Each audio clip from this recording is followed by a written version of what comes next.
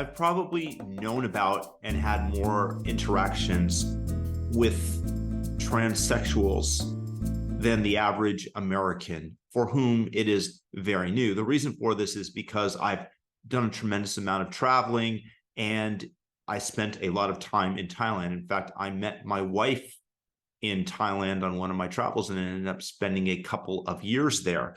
And in Thailand, there are what are called ladyboys. In other words, trans people in the United States today. And they're very prevalent, especially in the tourist areas. And the reason for this is because many of them choose to transition from man to woman. I don't think that it really goes in reverse, to be honest with you. At least I didn't experience that or meet anybody like that. And the reason for this is because in these touristy areas, prostitution is unfortunately a thriving industry, and it enables them to make far more money in taking on this profession than they would as general boys.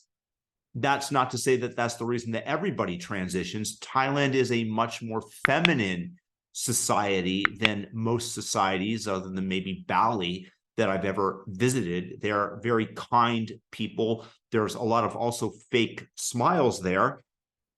But in general, people believe it's a Buddhist society and people believe in karma. So they never do anything that would create negative karma for them. That's a very important thing for Thailand. That doesn't mean that there's no crime, of course, or anything like that. But aside of that, you will find that transsexuals, that trans people, are very prevalent. And sometimes it can be very difficult to tell the difference. I just remember being in a club in Bangkok many, many years ago, and that this person that was relatively attractive, to, in all fairness, grabbed my hand, and the hand was just too big in my hand to be that of a woman. It was too much approximating my hand size, and it just felt wrong. And that was the only real clue that I had that this person, this individual, was almost definitely trans.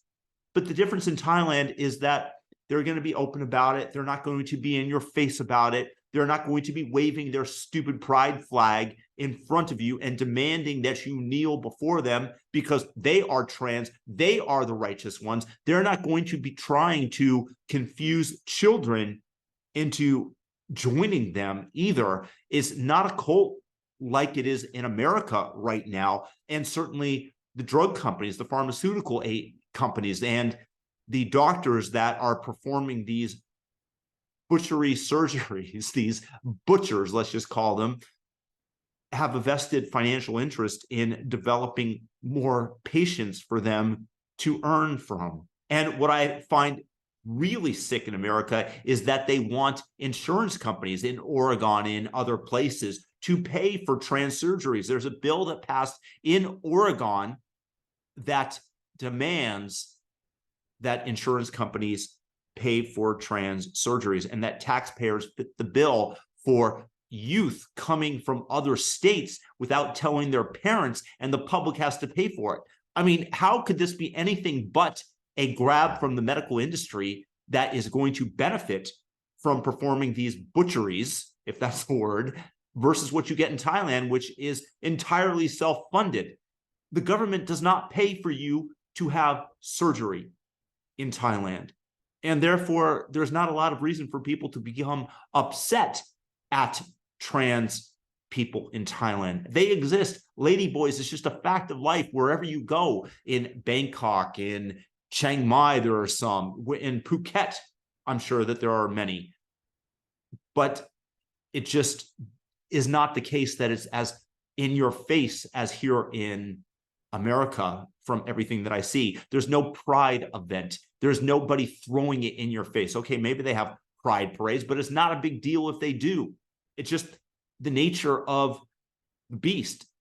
But it's not, again, I guarantee you that in America, that these tensions are being inflamed by the medical industry that has a vested interest in having as many patients as they can to operate on. And that is what I find really tragic, is the fact that I don't understand it. I don't understand how you can try to convince kids that maybe they're trans. Ask them every day in school, are you sure that you're a boy? Until they finally crack and break and say, I don't know, teacher, am I a boy? And then you get them on the conveyor belt to going towards the butchers. I think that there's a huge difference when you have a totally free market, and whatever's going on in the United States is completely corrupted, and it's not people just exhibiting what they were born as, or maybe doing it for a vested self financial interest, but rather, again, and I go back to this point, that it has to be in part the medical industry just reaching in to our coffers, because guess who pays for your surgery in Oregon? It's the taxpayer that does. So we're all paying the medical industry to mutilate children. And to me, there's something very wrong with that. And that does not go on. That does not exist in Thailand. And there's peace. People know, okay, oh yeah, ladyboy over there, ladyboy, oh, he ladyboy, she ladyboy. That's just the way that we talked and spoke in Thailand. And it's very, very different there than here. There's much greater peace. And I don't have any problem with it, because these are people just living their lives. But when you throw it in our faces, when you try to confuse children in order to gain profit, in order to subvert their minds and hypnotize them into joining your cult to have misery be accompanied, misery loves company, that's what I see going on, unfortunately, in the States, and it's not a good thing. So go experience the Ladyboys of Thailand. You're going to have much greater peace there overall than you will in America.